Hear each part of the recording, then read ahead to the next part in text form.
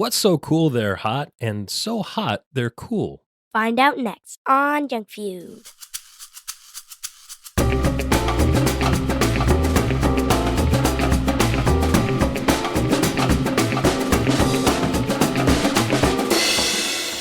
Aw, yeah, welcome to Junk Feud, the podcast about junk food, where we rate and review mystery treats to determine which one will be the undisputed champion of snacks. I'm your host, Mike. Alongside me, as always, Alyssa. Hey, Dad. Hey, Liz. So, my wife told me I should do lunges to stay in shape. Your wife told you should do lunges to stay in shape. Okay, let's see where this goes. But that would be a big step forward. Oh. It would be better if I actually had a wife. Yeah, that makes sense as like a husband joke more than a dad joke, but I like it. Yeah. That was pretty good. Yeah. And that was a dad joke, a joke you tell to your dad. If you'd like to submit a dad joke for Alyssa to tell me on the show, you can send it into a... I'm still laughing about it.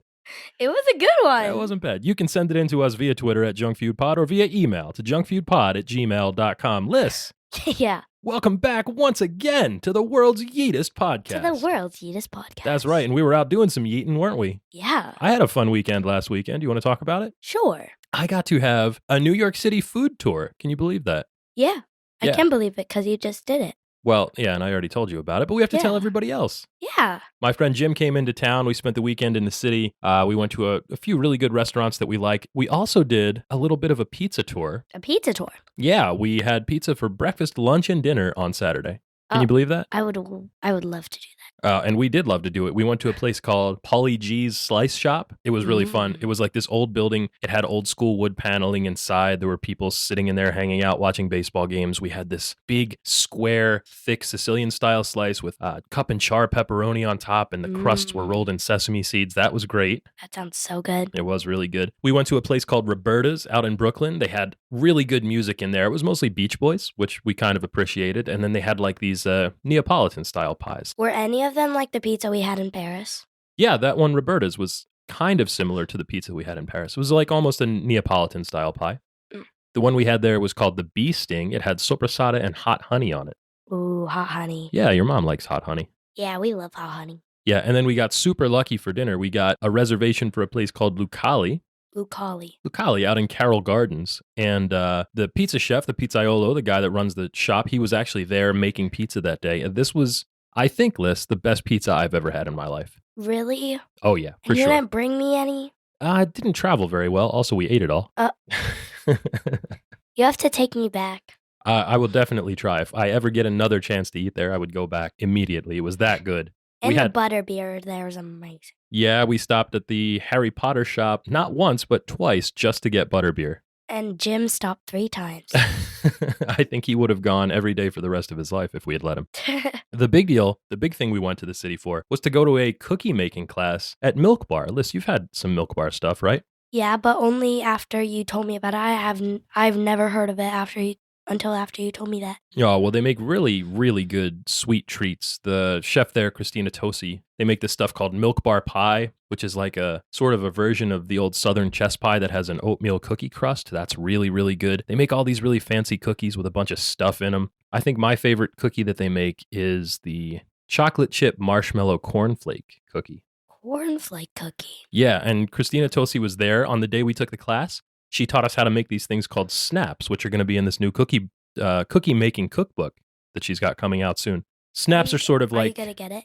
Oh, yeah, they're going to send us a copy for taking the class. It wasn't ready yet. It hasn't gone to the publisher yet, but we're going to get that cookbook, and then I think you and I will probably make some of those cookies that are in it. Really? Yeah, I think so. Was it like hard? No, it wasn't hard at all. They had done most of the hard part for us, which was we were really just assembling cookies there in the class. They had these really crispy wafer cookies that they had made for us. And then they portioned out all of the rest of the ingredients that went on top. For example, we made this thing called a Take 5 snap because... Is that like a Reese's? It's sort of like that. It's like the Reese's Take 5 candy bar. It's got all the flavors that are in that candy bar. It had a chocolate cookie base as the wafer. And then there was some peanut butter caramel on top of that and pretzels on top of that. And then melted chocolate that we coated the whole thing in that was on top of that. So it was like a candy bar inside of a cookie. It was really good. I only tried one of the things that you brought from Milk Bar. Oh, you had the birthday cake truffles, didn't you? Those are so good. Yeah, those are really good. They're kind of like a cake pop without the stick, almost. Yeah. Yeah. So anyway, we had lots of sweet treats in New York City. You know who else used to live in New York City for a while that was allegedly a fan of sweet treats, Liz? John Lennon. John Lennon, that's right. And I've got a dad joke for you, if you can believe it. Really? Liz, what was John Lennon's favorite Pop-Tart? Lemon? Strawberry filled forever. Oh. That's pretty good. Oh my goodness. And guess what? What? That reminds me of this week's snack. Pop-Tarts. Yeah, up next on Junk Feud, it's Pop-Tarts. Liz, what do you know about Pop-Tarts? That they're okay tasting. That they're okay tasting. Wow, what a glowing review from you, the food reviewer, for the treat that we're talking about for an hour today. Yeah. Yeah, so officially, these are called Pop-Tarts toaster pastries. They were invented, and I have that in air quotes in the notes here, by Kellogg's in the year 1963. 1963. That dates back. It sure does. Liz, what else was happening in 1963? Any ideas? No idea at all. None. No frame of reference for that whatsoever. None of us were born yet. Well, let's take a look. Tito was named president for life in Yugoslavia. Who's that? Joseph Broz Tito. He was the dictator of the former Yugoslavia, a country that no longer exists. Oh, okay. Lawrence of Arabia won Best Picture at the Oscars. What's the Oscars? The Oscars are the annual awards for the best motion pictures and actors and actresses and directors and producers and all things about motion pictures. I thought that was the Grammys. Grammys is audio, music. Oh. Emmys is movies. TV. We just said Oscars are movies. Oh. Oh. Okay. Tonys are? I have no clue. Stage. Stage. The theater. Theater. Yeah. Theater. Have you ever seen Lawrence of Arabia? No. The trick William Potter is not minding that it hurts. Peter O'Toole? No, nothing? No. All right. How about this? What? The Nature Boy Buddy Rogers was crowned the first ever WWF champion. WWF. That's right. That's a lot. That's right. The first Diet Cola, Tab Cola, from Coca-Cola was introduced in 1963. Diet Coke isn't bad. Diet Coke's not bad, I guess. It's not my favorite, but Tab was like a big deal, especially in the 80s. I remember my Aunt Colleen drank Tab all the time. Yeah. Postal zip codes were introduced. What's a zip code? What do you think a zip code is? Is that like for like the town you live in or the state you live in? It's like close to the town you live in. Have you ever sent a letter to anyone? So you've never written a zip code? No, I've sent a message on my phone. Oh boy. What? Well, if for some reason the grid ever goes down and you need to send a letter to someone like by horseback on the Pony Express, you'll use a zip code to address your letter. Yeah, but then I have to know the zip code. Well, you probably need to know your zip code now because if you ever have to buy anything online, you usually have to put your zip code in. Well, I do know my zip code, but I can't say it. Yeah, that's right. Two more things that happened in 1963. Martin Luther King Jr. delivered his very famous I Have a Dream speech. I have a dream. Very good. Thank you. Okay. You know what else? The last thing that happened in 1963? What? John F. Kennedy was assassinated in Dallas, Texas. Was he like the president or something? Was he like the president or something? Yes, he was like the president or something. Well, in fact, he was the president. Yeah. Bless up to John F. Kennedy, former like president or something of the United States. His official title, I think. Bless you. Yeah, very good. Liz. Yeah. Here's something surprising about Pop-Tarts. What? Pop-Tarts are not, and this was surprising to me because of their ubiquity and popularity now, Pop-Tarts are not the original breakfast toaster pastry. Aren't they supposed to just be like a snack or a dessert? Well, we kind of treat them as a snack or a dessert in our house. We don't have them for breakfast. We don't have them very often. But in fact, the honor of being the first original breakfast toaster pastry belongs to a different company, not the Kellogg's company that had invented Pop-Tarts, but their rival, the Post cereal company, which invented Post Country Squares. Have you ever heard of Post Country Squares? No. No, you haven't, and that's very important. We're going to find out why in just a moment here. Why? Well, here's an interesting thing that happened. The Post Company found a way to store moist food in foil so that it wouldn't spoil, and they had innovated this to store dog food, actually, to try to keep wet dog food fresh for dogs. Really? Yeah, so as soon as they had figured out how to keep dog food fresh in foil packets, they figured that they could do the same thing with fruits and fruit fillings for pastries. So they were so excited about this that they announced it to the public, and they said they were going to start making toastable breakfast foods to accompany their breakfast cereal lineup, and it was going to be a huge deal. Well, it sure is. It sure is now, and the reason that it still is now is because people were, at the time, clamoring for... What does that mean? Clamoring for something? Yeah. It means like you really want it. Oh. Yeah, so people really wanted fresh fruit fillings in packaging that didn't need to be refrigerated, mostly so like people could send their kids off to school with fresh fruit breakfasts or slightly better breakfasts than they would get otherwise. Well, here's the problem. Post announced this to the public too early, and they said they were going to bring these products out, these country squares, before they actually had them ready. Mm. Yeah, so what happened was the chairman of Kellogg's, a guy named Bill Lamott, he talked to a food scientist at his company named Doc Joe Thompson, and he said, "We've got 6 months before Post gets this thing out. If we can do it faster than them, people will buy our product and not theirs." And guess what happened? It worked. It worked. Yeah, Kellogg's moved to the market faster than Post could. There was an interview with a Post food technician who said that they had spent way too much time fooling around in the lab with recipes for country squares. And now nobody knows that country squares ever existed at all. And General Mills didn't even make a competitor in toaster strudel until 18 years later. So, like, for almost 2 decades, the Kellogg's company, just because they saw an announcement, a press release, and moved to market faster, had almost 2 decades worth of unimpeded progress in the breakfast toaster pastry segment. Can you believe that? That was a lot. It was a lot. That's right. Now, when these things were released, there wasn't a lot to them. They were originally not even called Pop-Tarts. They were called fruit scones. Fruit scones. Yeah, you've had a scone, right? No. No? You've never had a scone? I've heard of them, but I've never had one. Okay, well, a scone is sort of like a hard breakfast pastry. They're usually in triangles. Sometimes they have fruit fillings. Yeah. I've only seen like a circle scone. You've only seen a circle scone, like a biscuit sort of styled Yeah. scone? Sure. Yeah. Well, Kellogg's called their original Pop-Tarts fruit scones. Fruit scones? Yeah, fruit scones. They were available in 4 flavors in Cleveland, Ohio as a test market in 1964. What do you think those first 4 flavors were? Strawberry, blueberry, grape, and I don't know. Maybe like banana? Banana. Well, you were close. You got half of them right. It was strawberry, blueberry, cinnamon brown sugar, And then grape. and apple currant. What about grape? Well, grape wasn't until later, and we'll get to that in just a few moments. Then why were you counting on your fingers? I was counting the ones you got right and then the ones you got wrong. Oh. Yeah, Liz? What? In the apple currant flavor, what is a currant? I don't know. Yeah, nobody knew what a currant was. It's like a golden raisin, but the flavor was quickly reconfigured to apple berry to appeal to consumers who just couldn't figure out what an apple currant flavor was supposed to be like. Is it just supposed to be like a strong apple flavor? Well, it was like apple that was sort of mixed with a sort of like a light raisiny flavor. Yeah, like kind of apple jammy, apple jelly. I've never had a raisin before. You've never had a raisin before? Yeah. That's impossible. But it's not because I have never had one before. I make oatmeal raisin cookies every year in the holiday season. And have I ever eaten one? I don't know. You tell me. No. No, you've never had one of my oatmeal raisin cookies. No. Blasphemy. I've never had a raisin. I just I don't know. The idea of like a grape like that makes me like grossed out. You're grossed out by shriveled up grapes? Yeah. Mm. Right? Isn't like a lot of people? I don't know. I like raisins a lot. I used to eat them all the time when I was a kid. Do they just taste like a grape? No, they taste like a raisin. Well, I don't know what that tastes like. It tastes like a dried grape. Oh. Yeah, they're pretty good. Well, I want to try one when you make it. Well, if it was 1963, you would get to try a currant in the apple currant flavor of, I've been saying currant, haven't I? Yeah. And then I started saying currant. Yeah, you're like,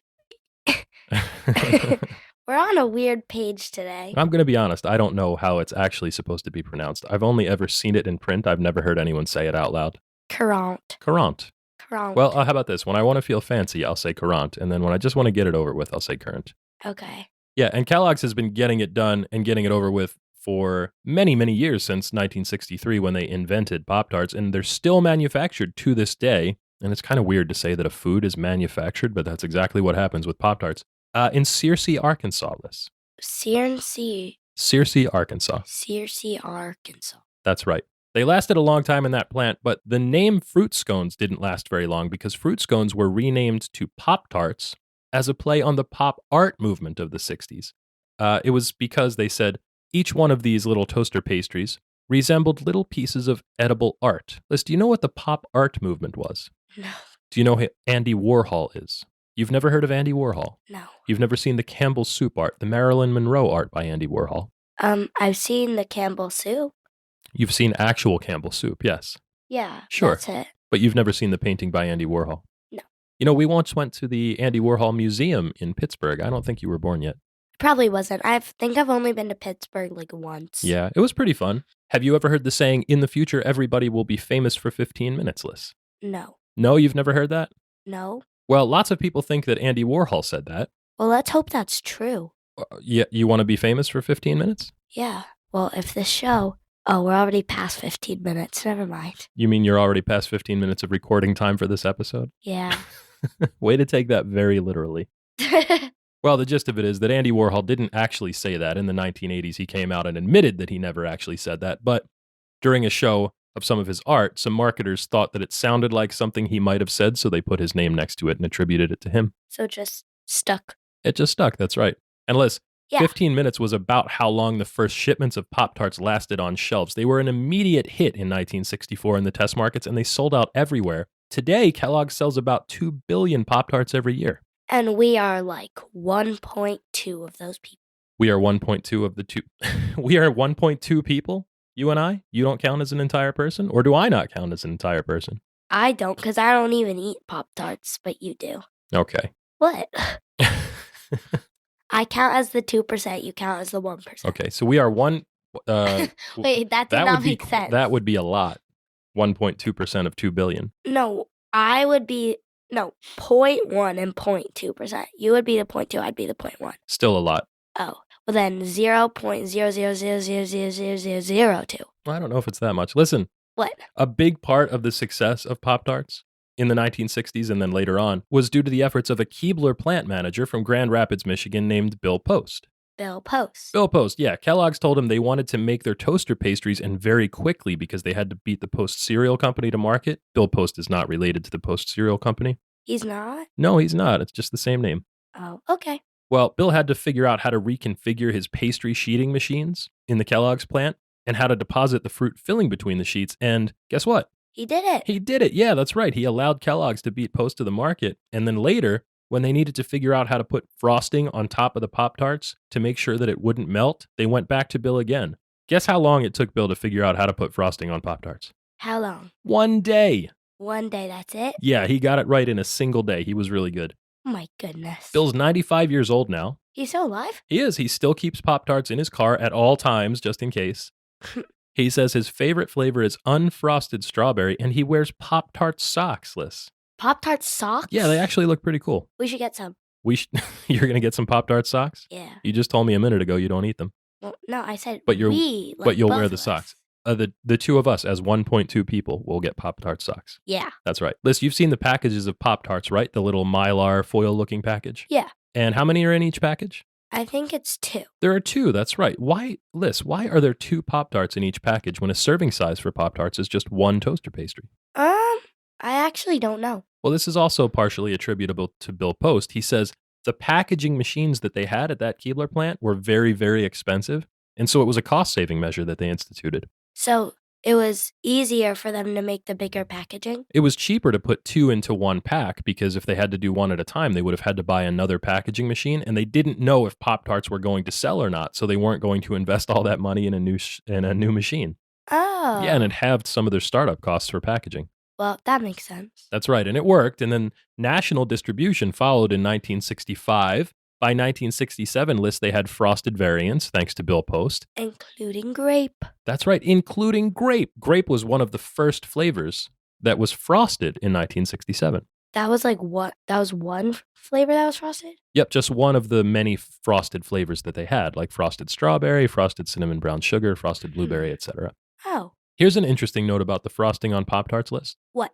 If you can believe it, frosted Pop-Tarts have less calories than unfrosted Pop-Tarts.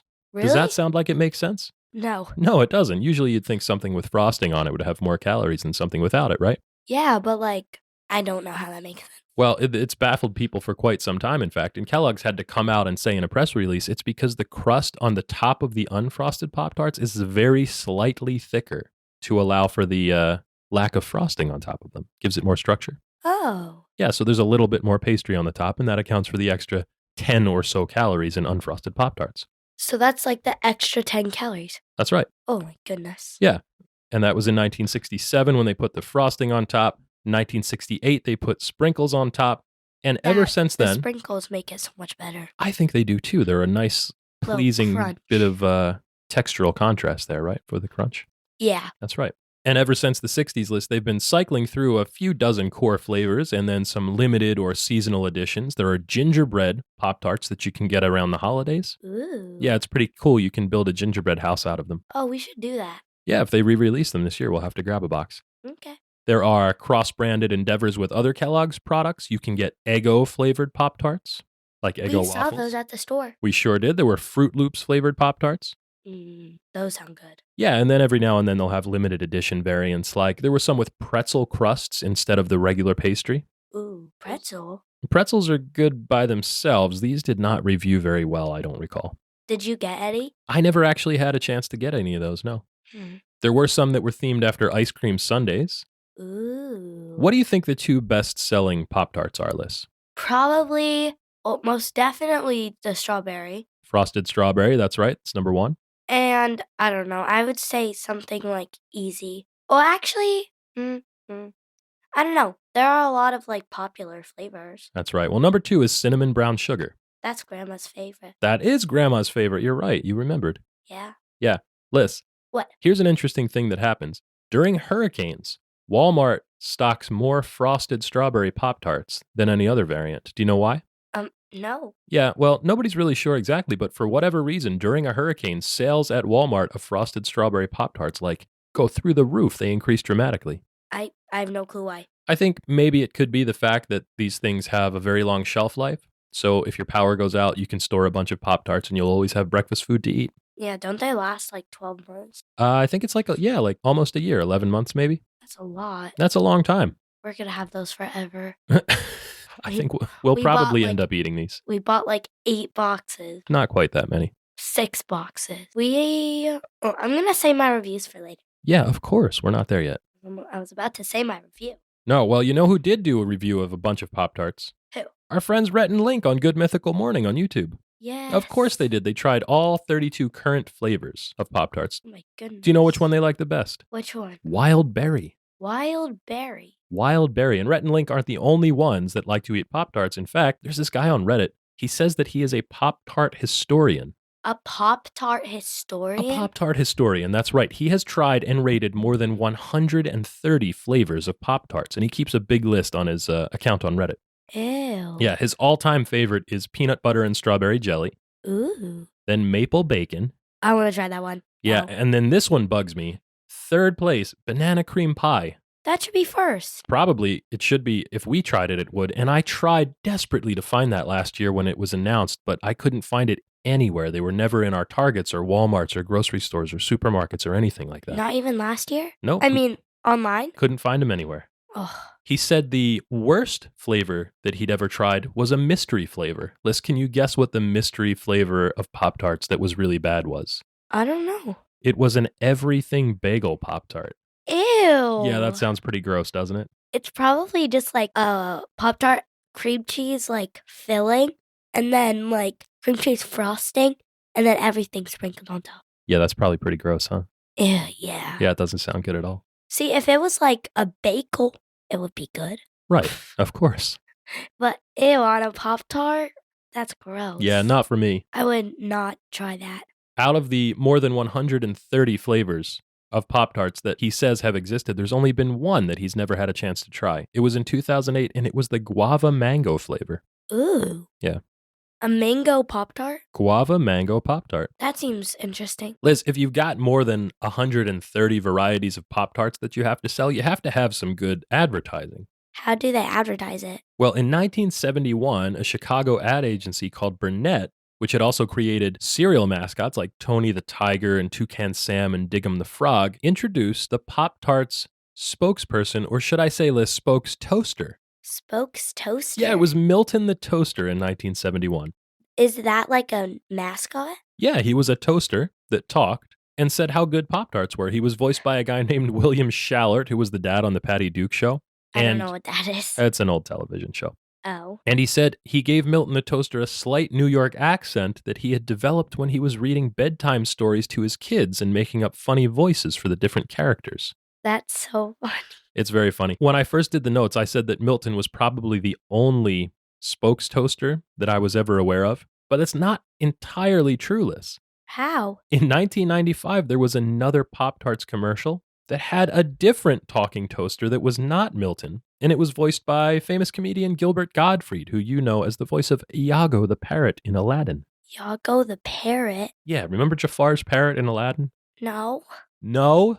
I remember the parrot. Uh-huh. I don't remember it talking. I haven't watched Aladdin since like 2017. Wow. But it's okay. It's okay.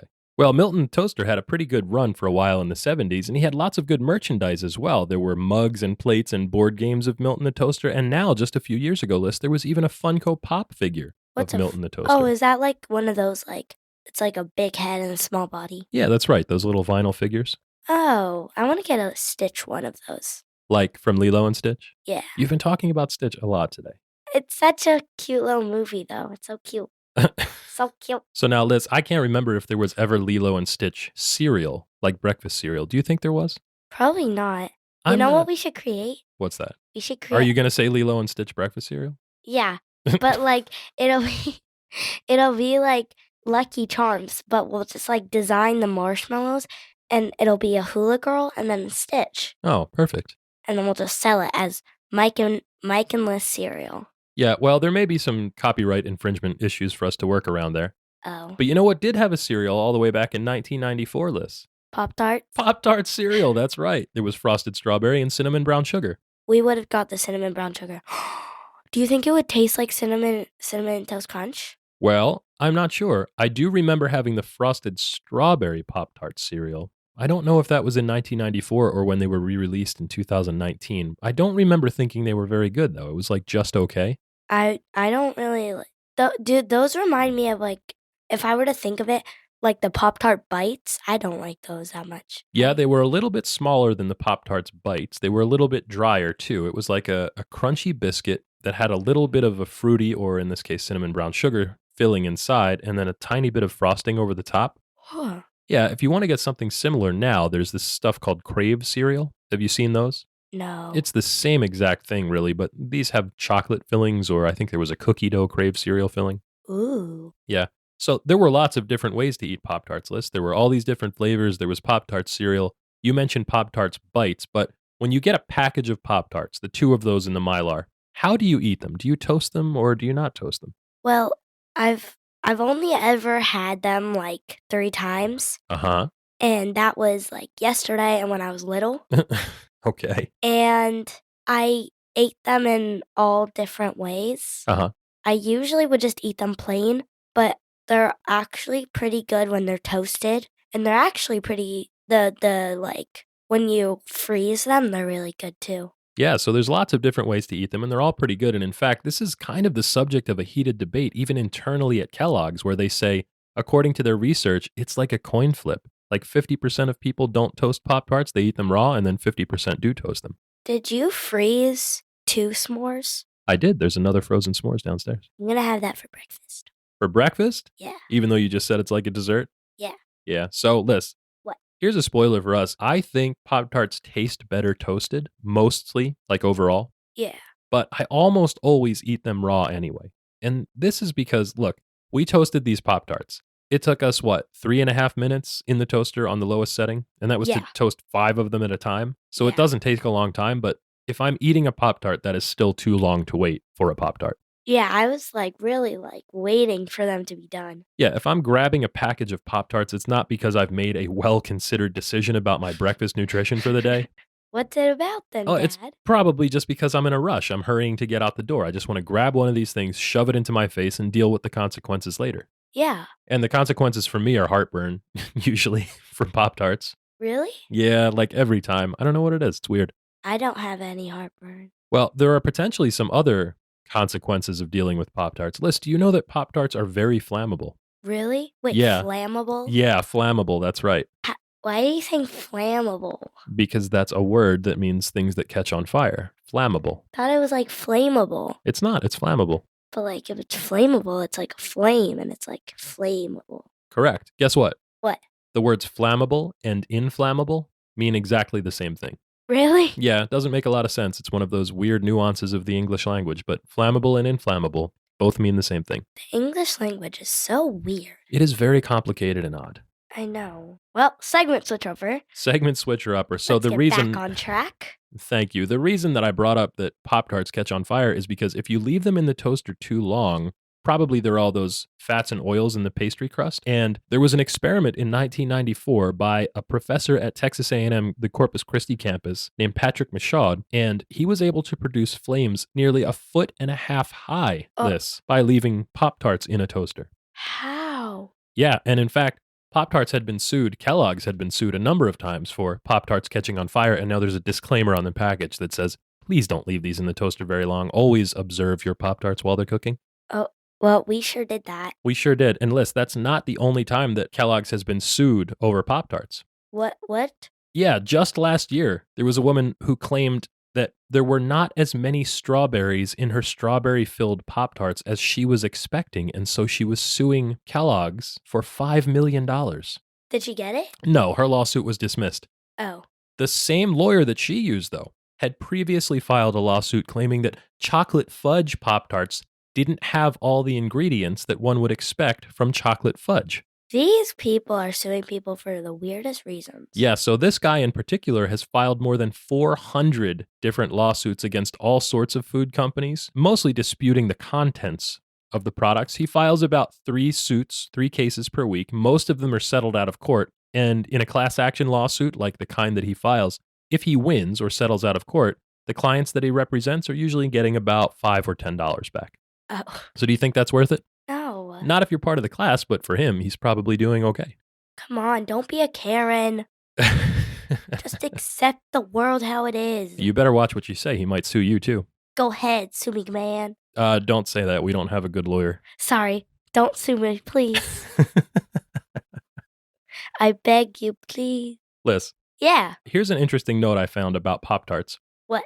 They were part of an aid package in 2001 where the U.S. Air Force was dropping them over Afghanistan. Why? Yeah, remember we talked about Snickers bars going to Operation Desert Storm in the 1990s? I think so. That was mostly to support our own troops who were over there fighting. In this case, the Air Force was giving away Pop-Tarts to the locals in Afghanistan to try to make sure that they had enough food to eat and help them out. They should have gave them more nutritious food. Yeah, well, there was other stuff in the package as well. The Pop-Tarts were in there kind of like a dessert food almost. Oh. Here's an interesting thing about that. What? There was an embedded reporter there. His name was David Filipov, and he was mostly eating with the local Afghans. He was eating bread and lamb kebabs, and he got tired of eating that stuff all the time. Most of the other food there wasn't agreeing well with him. So he would take all of the Pop-Tarts that the local Afghans didn't want to eat because they don't have this kind of food. There's no processing plants over there to make Kellogg's Pop-Tart. Nobody wanted to eat the Pop-Tarts. They didn't even know what they were. So they would give all the Pop-Tarts to him. But here was the catch. He did not like the cinnamon brown sugar Pop-Tarts at all. And there are no markings on the packages to tell you what's what. So he developed a very particular skill, Alyssa. What? It's a skill that earned him the name the Pop-Tart Whisperer. Did he just smell it? He could hold a Pop-Tart package in his hand and he could tell what flavor was inside just by picking it up. What? Isn't that amazing? How? I don't know. How do you think? I don't know. Maybe it's the weight, probably. Yeah, maybe. It could be the weight, the texture, the frosting on top, whether or not there's sprinkles, what kind of sprinkles. Remember, the sprinkles on the frosted grape were different than the sprinkles on the frosted strawberry. You're right. I'm right. Oh my goodness. Here's a question that I'd like to be right about. What? Is a Pop-Tart, Alyssa, a ravioli? Well, I mean, it could be. It could be? I mean, it's a buttery thing on the outside. Then there's filling. Uh-huh. It's a thing with filling? A buttery thing with filling? Yeah. Have you ever boiled a Pop-Tart, Alyssa? No. No. You have to boil a ravioli to cook. True. So we were just talking about the importance of the English language and the nuances to it and definitions, categorizations. Yeah. Here are some other questions. Is water wet? I don't know. Is a hot dog a sandwich? Yes. Yes. Wow. Yes. That was a strong yes there. Someone asked me this yesterday at my soccer. Oh, well, we're going to revisit that in another episode. Okie dokie. Here's something we're going to visit right now, Liz. What? We had this. We liked it. I had never heard of it before. It's so good. Pop-Tarts with butter. It tastes like a cookie. Yeah, it did kind of taste like a cookie. And Liz, in fact, there is a Family Guy episode where they, Peter and Quagmire sing a parody song in the style of Simon and Garfunkel about having Pop-Tarts with butter. We should have been on that. Yeah, we should have been in a parody song in an animated short about a thing that we didn't know existed until yesterday. Yeah. I gotta say, butter on Pop Tarts makes sense on the unfrosted Pop Tarts. I think to me, it's like eating a piece of toast with butter, really, especially if you toast it first. I really liked it on the cinnamon sugar one. Yeah, it made a lot of sense. I thought it was really good on the cinnamon brown sugar Pop Tart, It even made though it those were frosted, Yeah, it just made it taste like, what's it called? like Like, cinnamon toast. yeah, and then we tried oh, I keep, like, saying everything, but it was also really good on the s'mores. Yeah, that's true too. I think that was from the toasty graham crust on the s'mores one made the Yeah, butter like really soak into it. it's That so was good. good. In fact, Liz, butter on Pop Tarts is so popular, there are like thousands of tweets every year about Pop Tarts and butter, that there's a company called Banner Butter that did a collaboration last year where they matched flavored butters up with different Pop Tarts. Did you ever try one? I didn't get to try any of those. In fact, that collab was so popular that it sold out. Oh, did I just say collab? Yeah. Ugh, woof. Woof. What? I don't know. That's not a word that's really in my lexicon, but I guess it is Why'd now. you say collab? Collab, like a collaboration. Isn't that what people say? Like Banner Butter X Pop Tarts collab? Yeah. Yeah. But, like, why'd you get so mad about it? Well, because I don't know. I'm not really. Oh, 'cause you're an old Because I'm old. Yes, that's grandpa. right. I'm not grandpa. Wait, what? Don't get ahead of yourself, kid.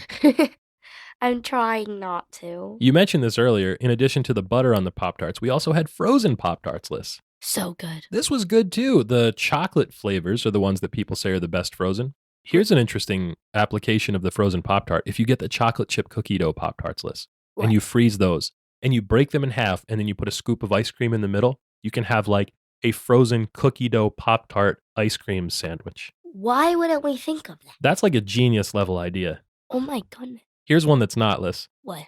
An Iowa State student named Chris Jorgensen made a Pop Tart grilled cheese. He put American cheese on top of his toasted Pop Tart and then posted a picture to social media. People thought it was so gross that they called the police on him.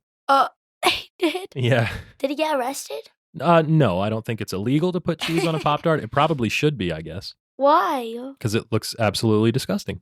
Okay, but people shouldn't call the police on him for that. I agree. There's sort of an elevated version of that at the Pop Century Resort at Walt Disney World, Liz. In the resort cafeteria there, for a limited time, there was a Pop-Tart breakfast sandwich. There was? Yeah, it was bacon, egg, and cheese between 2 frosted strawberry Pop-Tarts. That kind of sounds good. It kind of sounds good. The Disney food blog tried it. You like those people. Yeah. They said it was not too bad. So, Not too bad. yeah, not really a glowing review, but just not too bad. Did the food review guy do it? The food review guy. Oh, you mean Review Bra? Yeah, that sits in his car. No, that's a good question, though. I think he's Florida based. He could have done it if he wanted to. Here's your what's it called? I don't know. Here is your blank to do it. His invitation to do it. Yeah. Oh, should we give him a challenge? Yeah. Like, that's what you would say? Bruh, we challenge you to go eat. The Pop-Tart breakfast sandwich at the Disney Pop Century Resort cafeteria Yeah, bruh. that no longer exists? Yeah, bruh. Yeah, bruh. Or as Chase would say, yeah, yo. Yeah, yo. And, Liz, What? here's some other weird ways to eat Pop-Tarts. You know Brie Larson, right? The actress. She was Captain Marvel in the Avengers movies that we saw. No. I don't remember her. Well, I took you to see the movie Captain Marvel. Captain Marvel? Yeah. Remember the girl that flies around? Was that the one we went to a Dean? I think it might have been, actually, yeah. Well, I'm just gonna say yeah. All right, well, let's just say yes, you remember Brie Larson. Anyway, she has an interesting take on how to eat Pop-Tarts. Really? Yeah, she puts the cinnamon brown sugar Pop-Tarts in her air fryer. She fries them for like 10 minutes until they're super crispy, and then she eats them with alternating bites of air-fried bacon so that the saltiness of the bacon balances out the sweetness of the Pop-Tarts. Well, that sounds like a good way to catch your Pop-Tart on fire. Yeah, I guess you probably have to air fry them at a very low temperature. Yeah. Here's something else that Twitter users were doing last year, Les. They were putting raw Pop-Tarts on top of steaming hot cups of coffee and letting them slowly warm up, just like you would do with a stroopwafel. What? Oh. You remember stroopwafels, right? I think so. Yeah, they're like the little waffle cookies with caramel filling on the inside. Sometimes you get them on airplanes. Actually, no. No, we've got a bunch of them downstairs. Okay, well, I'm gonna try one. So, Liz, we What? said that there's no wrong way to eat a Reese's. Yeah. It looks like there's no wrong way to eat a Pop-Tart. Really? Yeah, well, except maybe the grilled cheese Pop-Tart. That doesn't sound very good. Or what was the other thing for the Reese's? It was like a really gross thing. That's Oh, what the they Reese's were- with baked beans inside? Oh, yeah. So I guess there is a wrong way to eat both of them. Yeah, that's absolutely true. Guys, here's my warning to you. Don't eat Reese's with baked beans, and don't eat a Pop-Tart grilled cheese sandwich. There you go. Yeah. If you want to make your own Pop-Tarts at home, though, Liz, there are some good recipes to do that. Really? Yeah, Stella Parks of Brave Tart, we've talked about her before, has a really good one. There's a website called The Art of Manliness that has homemade Pop-Tarts recipes. Have you ever made one? No, I haven't, and that's a good segment switcher-upper. Thank you. Here's exactly why. There is like this weird, very specific, very industrial alchemy that goes into making Pop-Tarts.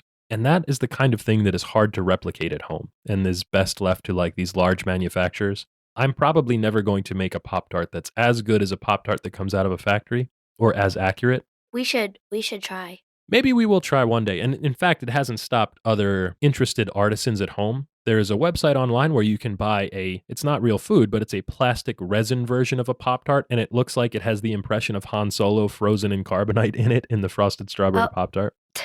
Yeah, that's really cool. Han Solo frozen, that was so funny. Han Solo frozen in carbonite was funny to you? Yeah, it just looked like we have like a little action figure. The emotional low point of The Empire Strikes Back.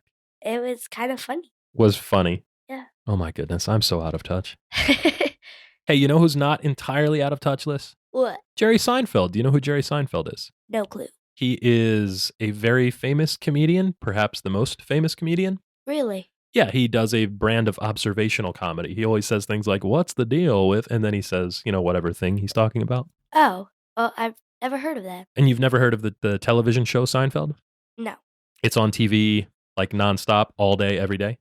No. Well, it's perhaps the greatest situation comedy of all time. Very, very funny show. Jerry Seinfeld, when he returned to stand-up comedy stages a few years ago, did a whole bit about Pop-Tarts. And then he did what he does not like to do as a comic. He explained his joke to the New York Times. He said it took him 2 years to develop jokes about Pop-Tarts that he wrote out longhand on yellow notepad paper. Really? Yeah, it's the same way that he wrote every episode of Seinfeld with Larry David in the 1990s. He wrote his own episodes?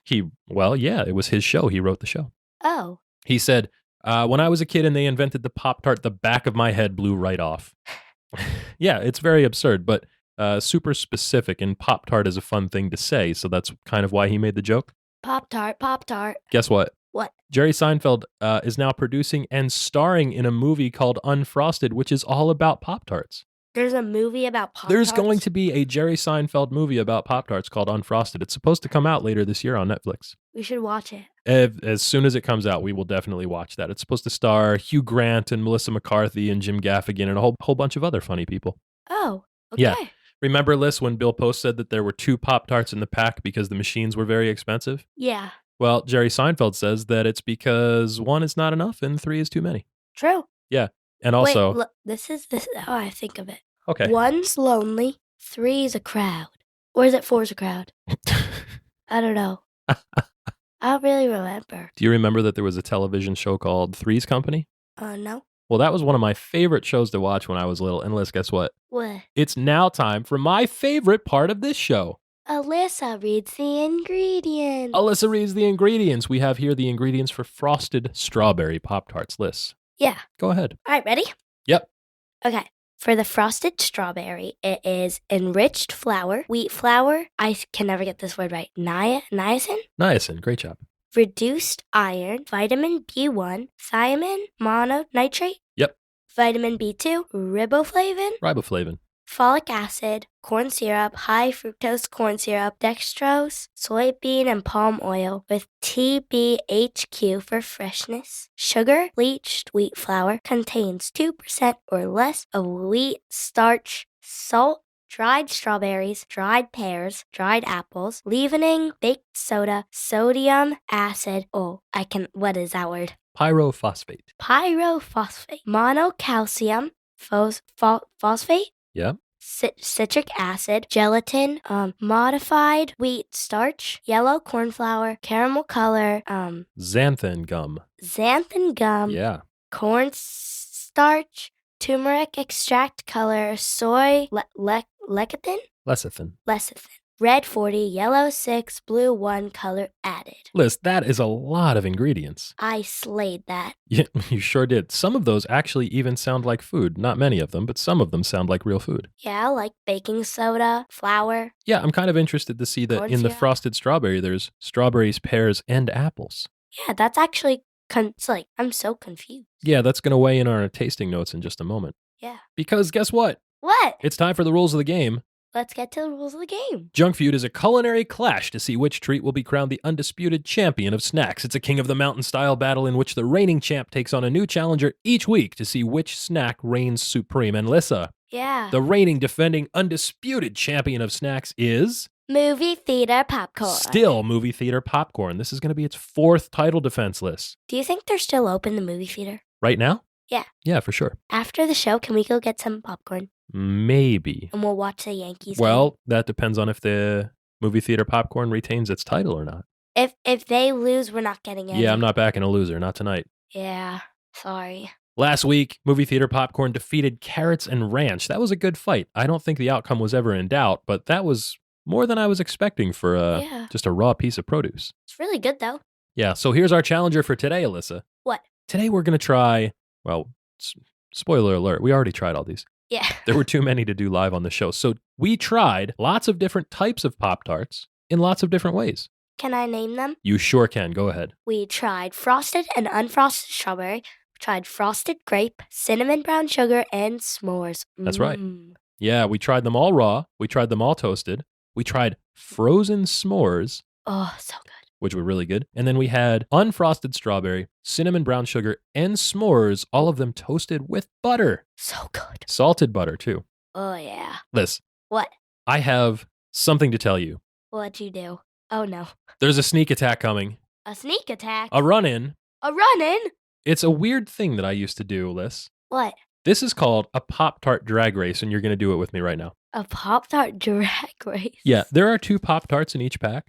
Yeah? Which means that there's 2 of us. Yeah? So there's 1 Pop-Tart for each of us. Oh. You have to eat the entire Pop-Tart as fast as you can. You're going to race against me. You have to chew and swallow the entire thing without taking a drink. Oh, no. And Liz. What? These are cinnamon brown sugar Pop-Tarts. I can't is this going to be like the cinnamon challenge? It's going to be kind of like the cinnamon challenge because that was cinnamon the worst thing I've ever done. Yeah, it's hygroscopic. It absorbs moisture, so it's going to make your mouth really dry. It's a lot tougher than you think. Really? Pop-Tart drag race. Are you ready? Am I allowed to break it? Yeah, you can do whatever you want as long as you eat the whole thing. Okay, I'm going to break mine up a little bit because that's going to be easy for me, I think. Uh-huh. Okay. In 3, 2, 1, go. Oh my God. This is so difficult.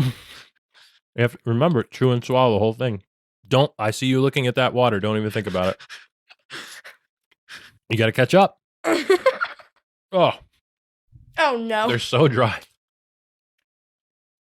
There's so much crust. Are you giving up? Yeah. Oh, my head hurts. And time. I'm done. Ugh. I still have a quarter of the Pop-Tart left. That was rough. It's fun to surprise a friend and do that because everybody thinks, oh, I can eat a whole Pop-Tart. Sure, no problem. 3 bites, right? No way. Ugh. Still good, though. Yeah, they sure are still good. So, you know what that means, Liz? What? It's crunch time. Crunch time. We rate our snacks using a tier list from sprinkles to fun dip. Sprinkles to fun dip. So, snacks can be graded A, B, C, D, or F, with the very best treats earning the elusive S tier ranking. Lissa. What? The following contest is scheduled for 1 serving. 1 serving. And is for the undisputed championship of junk food. Junk food. Liz, what did you think about the packaging on the Pop-Tarts boxes? I mean, it's just a Pop-Tart and then some blue. Yeah, it's just a square box, shows you what's on the front. Pop-Tarts, the name is really emblazoned right across the front. In Jerry Seinfeld's Pop-Tarts bit, he says, Pop-Tarts are the only food that are the same shape as the box they come in and contain the same amount of nutrition. Yeah. They don't look like much. They look like, some very simple kind of beige toaster pastries. They've got a little bit, for most of the frosted ones, they've got a little smear of frosting across the top. Yeah. I seem to remember when I was younger that there was more frosting on top of these. I don't know if that's a Mandela effect thing or what, but they don't look like they were very generously frosted this time. Really? Yeah, really. And they didn't smell like much, did they? They all kind of had the same sort of raw pastry smell to them. Except for grape. Oh, that one was so strong. Yeah, grape had a very strong scent to it. I was really surprised by that. Oh my goodness. So what did you think about how they tasted? They all tasted I think an average for me was about a B. Yeah, average for you was about a B. You rated some of these a little bit lower than I did. You rated a few others a little bit higher than I did. Let's go through them really quickly, each one of us, We started with unfrosted strawberry. I said this was a B. It's an above average snack. That's what I had too. I had B. Yeah, and then when we toasted them, I think for me, unfrosted strawberry stayed about the same toasted. The crust, the pastry picks up a little bit of flavor from the toasting. Yeah, mine was a B. It honestly didn't, in my opinion, it tasted worse. Oh, really? Like toasted. Yeah, a little bit worse for you, a little bit better for me. Not enough to bump it up a whole grade. We put some butter on those. I thought for the unfrosted strawberry that the butter actually made that one a little bit worse. Yeah, I rated that a B minus. You said B minus, I did too. We tried frosted strawberry next. Now, listen, I like unfrosted strawberry better than frosted strawberry. Really? Yeah, I do. In fact, my Uncle Dave's favorite Pop-Tart was the unfrosted strawberry. I don't like the frosted strawberry one as much. I think the frosting kind of is a little bit too one note and sugary. The sprinkles add a little bit of interesting crunch to it. But finding out that strawberry filling was strawberries and pears and apples sort of diluted the overall flavor, and it just tasted like generically sweet fruit. I just gave it a B plus. Yeah, you said plain. B plus. I said B minus. When we toasted them, I bumped mine up to a B, and you bumped yours down to a B. You said frosted strawberry toasted was worse than raw. Yeah. Yep. Then we tried grape. I liked grape because I remember having frosted grape Pop-Tarts in the 90s when I was a kid. I didn't like grape. Yeah, these were your least favorite. I thought they were very strongly flavored. Yeah. The strawberry ones felt a little generic. Yeah. Frosted grape tasted unique to me, and I liked that. It tasted like the artificial grape flavor that you get in like a lollipop or a popsicle, and I like that a lot. For raw, I just gave it a B minus. For toasted, I gave it a C. Yeah, you dropped it a whole letter grade there. Yeah. Which I was surprised by. I said it was a B raw and a B minus toasted because, I don't know, hot grapes don't really do it for me. Yeah, that just seems gross. Then we got to the two that we liked the most, Yes. which was cinnamon brown sugar. Now, raw, I said A minus and you said B plus, so we were really close there. Yeah. When you toast these, I bumped that one up to an A. Cinnamon brown sugar was a solid A for me toasted. Yeah. You also said an A. For toasted, yeah, I bumped it up to an A after a B plus. Yeah, and then when we toasted them and put butter on the cinnamon brown sugar, you said strong A, which is not a thing that exists. So, but so we rounded it up to A plus. But the thing is, it wasn't like A plus. It wasn't like giving A plus. Yeah. But it was just giving strong A. It was reinforcing the fact that you thought this was an A? Yeah. Okay, so you said strong A, which is a rating that doesn't exist, and I said A plus. No, but you said strong A too. Did I? Last night, yeah, on your paper you said strong A. Okay. So strong A for both of us, which we're breaking our own scale here to give cinnamon brown sugar toasted Pop-Tarts with butter a strong A, which does not exist. Yeah. Yep. And then we tried s'mores. I gave that an A, just regular. And I gave it an A raw too. I think these are the best Pop-Tarts. I think that the crust being graham cracker crust is far and away better than any of the plain pastry crust. Phenomenal, if I must. Yep. Melty chocolate and melty marshmallow inside of a toasted s'mores Pop-Tart. I gave an A plus for sure. Yeah. I just gave it an A plus for sure too. Yeah, and then when we buttered them, we also said A plus, right? Yeah. Yeah. So s'mores, in our opinion, of the 5 of the 130 different varieties of Pop-Tarts that we tried, toasted s'mores Pop-Tart the best, right? Yeah. I think that's pretty solid, and A plus is a great score. Not quite S tier, but almost there. So here's the thing. Let's hit the bliss point, Alyssa. Yeah. Overall and final thoughts on Pop-Tarts. Like overall. Yeah. Out of everything. Sure. I'd say my average is a B. Average B, Yeah. strongest showing A plus from s'mores. Yes. Weakest, toasted grape with a C from you. Yeah. Yeah, I think that Pop-Tarts are an above-average snack. They can be elevated to the heights of snackdom, like with a toasted s'mores Pop-Tart. Cinnamon brown sugar is really, really solid. If you are in a pinch and there is a Pop-Tart nearby and you need a breakfast or you need a dessert, it's not outrageous to grab one of these things and be mostly satisfied. Yeah. Yeah. So, do we think that any Pop-Tart, the toasted buttered s'mores Pop-Tart, or any other variety can beat movie theater butter popcorn? I have my answer. What's your answer? My answer is I don't think it can beat it. Like, if you were to have a table, like our table right here, there was a bowl of perfect, shiny, yellow buttered popcorn, and then a s'mores Pop-Tart. Which would you pick? Ooh, that's a good question. A lot of it depends on mood, I think. Yeah. We did say that we would eat movie theater butter popcorn for breakfast, and we have. Yeah. And we've certainly had it for dessert, just like you would with a Pop-Tart.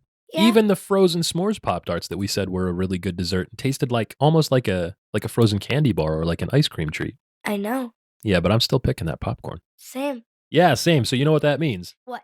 Your winner and still reigning defending undisputed champion of junk food, movie theater butter popcorn. What? This has been since like episode 4. Yeah, man, it's on a streak. I can't believe this.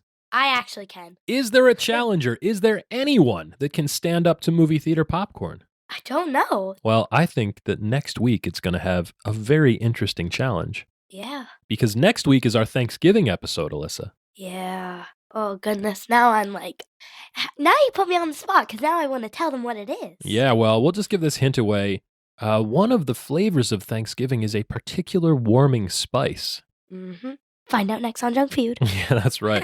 And next for us, Liz, What? it's the Oreo rule. Snickerdoodle Oreos? I still haven't found them. Oh, darn. I'm looking very hard. They're not out anywhere around us yet. Some people have seen them on shelves at certain CVS stores, but I haven't found them yet in ours. We should go like scouting, like everywhere. Well, maybe we will do that, but up next, we have to ask a very important question, Liz. Can it deep fry? Will it deep fry? Can you deep fry this week's snack? Of course. Yeah, of course you can deep fry a Pop-Tart, and of course many people can if you coat it in funnel cake batter and deep fry it, just like every other deep fried snack we talk about on this show. The insides will get all gooey, especially if you have some of those like chocolatey or creamy or even the s'mores Pop-Tarts. It's quite nice. Oh, that sounds so good. Yeah, it kind of does. There's this very popular recipe on TikTok very recently. Really? Yeah, they deep fried Pop-Tarts in like a Bisquick batter, like a pancake batter almost, and then added whipped cream and sprinkles and a cherry on top like it was a sundae. Yeah. Yeah, it looked pretty good. We should try that. We should try it. You know what else we should try? Not believing things on TikTok. Well, 100% yes, that. But also, What? we should try to check out the back of the box. This one's going to be a fun one. Yeah, this is going to be a fun one. This is a weekly segment where we play a little game. Alyssa, would you like to play a little game? I would love to play a game. Today we're going to play Around the World in 80 Bites. Around the world, around the world. Liz, we've been collecting snacks from all around the world, and we're going to start rating and reviewing some of them. Today we have some treats from the great state of Maine. I just went. You just went. I'm going next week. Liz, we have a chance to try some Northeastern snacks. We have Boston baked beans. Chocolate-covered blueberries. Chocolate-covered blueberries, a thing that I didn't know existed, and they're even purple. I texted my dad, and I was like, Dad, should we get these for the show? And he was like, get them all. 100% yes. And Liz, What? part of that group of snacks that you brought back was something that Mr. Grant wanted you to pick up, and it is called Lobster poop. lobster poop. That's crazy. They're chocolate-covered sunflower seeds. Yeah, lobster poop is chocolate-covered sunflower seeds. So a big shout out to Ella and Mr. Grant for helping us bring back these snacks from Maine. Let's try them. Okay. We're Should going to we try do, these first? well, you pick. Yeah, we're going to try these first. All right, chocolate-covered blueberries coming up right now. Right. They're purple. They're a little bit speckled. Oh, has like... It smells like a chocolate-covered blueberry would smell. A little bit of Yeah. chocolate, a little bit of, I don't know, dried fruit, I guess. Oh, I expected it to be like crunchy. Wow, I got to say, I kind of like these. You're making a face. You don't like them. Mm-mm. Oh, no, I do not. Yeah, that's interesting. There's a big pop of blueberry flavor, like a little bit of the sweetness, and then like a rounded tartness on the end. Oh, I do not like that. The chocolate doesn't taste like a very cocoa-y chocolate. It's certainly not dark chocolate. It doesn't look like milk chocolate. It seems more like a dyed white chocolate almost, Ugh. but I don't know. I do not like those. You know what these taste like, Liz? They taste like yogurt-covered raisins almost, but like with a blueberry flavor. Ugh, That's kind of nice. I don't. It's just like such a big pop. So you say no. Uh-uh. Yeah, I'd say C+ for me. See, D-. D- for you. Oh my goodness. I don't like those. Well, speaking of things that some people don't like, here are Boston baked beans. These are kind of divisive. A Boston baked bean is a candy-coated peanut. They're bright red. I want to try this. Oh, really crunchy. Big crunch. That is good. I like those. Yeah, I'm a sucker for candy-coated peanuts. When I was in college and we used to go into New York City on the weekends, I'd always take a few dollars in cash so that we could get one of the little bags of the hot candied peanuts that the street vendors would sell on the corners. We'd eat them on the train on the way home. And this tastes kind of like that. The candy coating on the outside is just pure red sugar. They're very hard. There's a little bit of crunch. You can just see that it's like the peanut and then like that brown part. Yeah, the red skin on the peanut. Yeah. I like them. They're good. Yeah. What did I say chocolate-covered blueberries were? C+? See, yeah. C+? I'd say Boston baked beans are a solid B-. Yeah. Yeah. And now I'm These are excited my for favorite. this. I This love is these. nuts. These are so good. Lobster poop. These are little tiny chocolate covered. This is a bright red chocolate. They look the same color as the Boston baked beans. They're really good. These are chocolate covered sunflower seed kernels, Liz. I like them. Like, you know how if you're like eating a sunflower seed and it's like a burnt one, you get some of those. Yeah, you're right. The chocolate gives it a little bit of like the bitter notes that you'd get if you had a bad or a burnt sunflower seed. I'm not digging these too much. I really like them. It tastes almost like, like the candy coated chocolates, like sixlets that you get usually in the bottom of your Halloween bag, the things that you forgot to eat. Yeah. It's sort of like a cheap chocolate surrounded in a cheap sugary shell, like a knockoff M&M almost.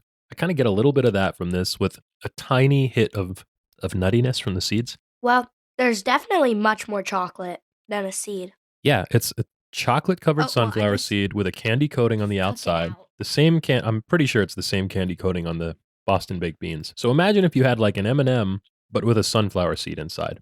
That's exactly what it tastes like. Yeah, but much smaller. They're like, I don't know, maybe a half to a third of the size of a regular M&M lentil. They're really good though. I like them a lot. So you like them a lot. What would you say score-wise? B+.